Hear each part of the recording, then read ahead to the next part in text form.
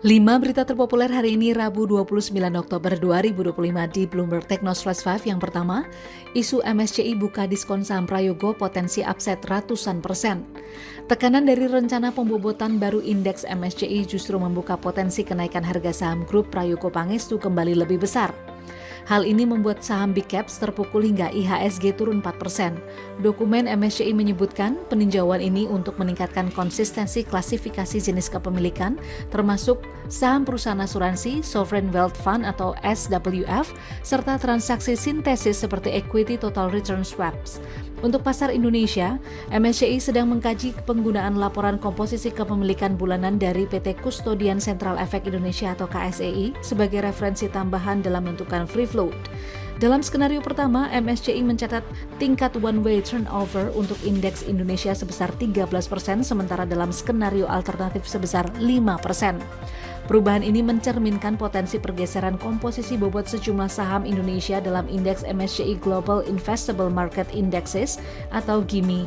Bila disetujui, perubahan metodologi diterapkan dalam satu tahap pada peninjauan indeks MSCI edisi Mei 2026 bersamaan dengan pembaruan Free Float Adjustment Factor Methodology yang telah diumumkan pada 28 Februari 2026.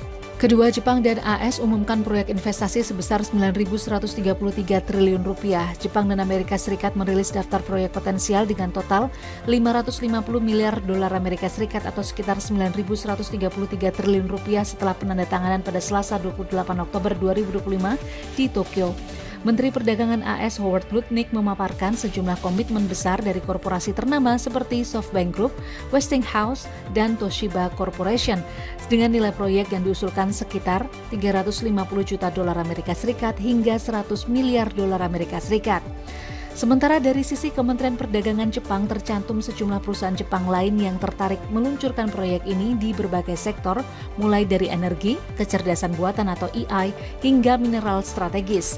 Pengumuman ini untuk memperkuat kesepakatan Perdana Menteri Jepang Sanae Takaichi untuk mendanai proyek-proyek Amerika Serikat senilai 550 miliar dolar Amerika Serikat sebagai imbalan penurunan tarif oleh Presiden Amerika Serikat Donald Trump.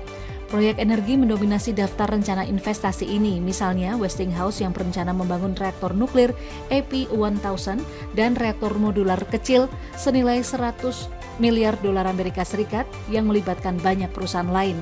Namun nantinya Amerika Serikat yang akan menentukan proyek mana yang akan didanai, sementara Jepang dapat memberikan masukan. Ketiga, rumusan baru MSCI Market Cap AMMN hingga grup saling merontok.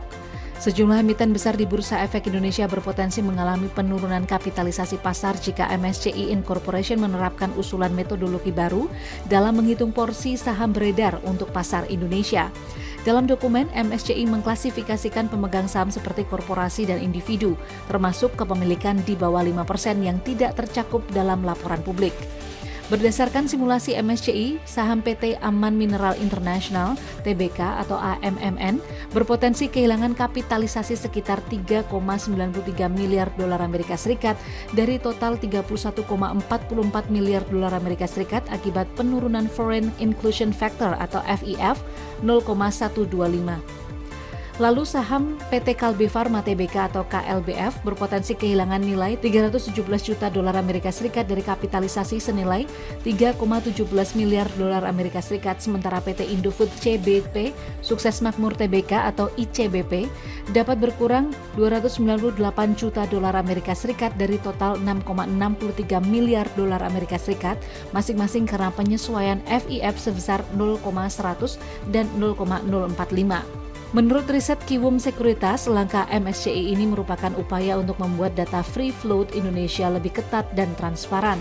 Selama ini free float dihitung berdasarkan data kepemilikan publik yang dilaporkan emiten. Dalam usulan baru, MSCI ingin menambahkan pendekatan berbasis data KSEI dan akan mengambil angka terendah antara dua versi data tersebut. Keempat, Uni Eropa dan Cina gelar perundingan tanah jarang. Batal melawan? Juru bicara Badan Eksekutif Uni Eropa Olof Gil mengungkap Uni Eropa dan Cina akan menggelar perundingan pada Kamis 30 Oktober 2025 untuk mengatasi sengketa dagang, imbas pembatasan ekspor mineral dan chip utama yang diberlakukan Cina beresiko mengganggu industri otomotif Eropa. Komisi Eropa akan menerima delegasi Cina untuk membahas pembatasan tanah jarang.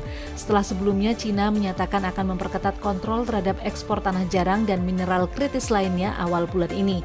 Berdasarkan kebijakan ini, eksportir luar negeri yang menggunakan unsur mineral tertentu yang diimpor dari Cina harus memperoleh lisensi ekspor. Uni Eropa sedang menyusun rencana darurat yang mencakup peningkatan produksi mineral di wilayahnya, diversifikasi jaringan pemasok, dan daur ulang beberapa material. Selain itu, Uni Eropa ingin mendirikan pusat pembelian dan penyimpanan strategis bersama. Kelima, Caimin, Indomaret, dan Alfamart membunuh UMKM. Menteri Koordinator Bidang Pemberdayaan Masyarakat Muhaimin Iskandar atau Caimin pada Selasa 28 Oktober 2025 menyebut retail modern seperti Indomaret dan Alfamart menjadi pembunuh UMKM. Selain itu, Caimin juga menyoroti koperasi desa yang seharusnya dapat menjadi solusi membangkitkan perekonomian pedesaan yang saat ini tengah lesu.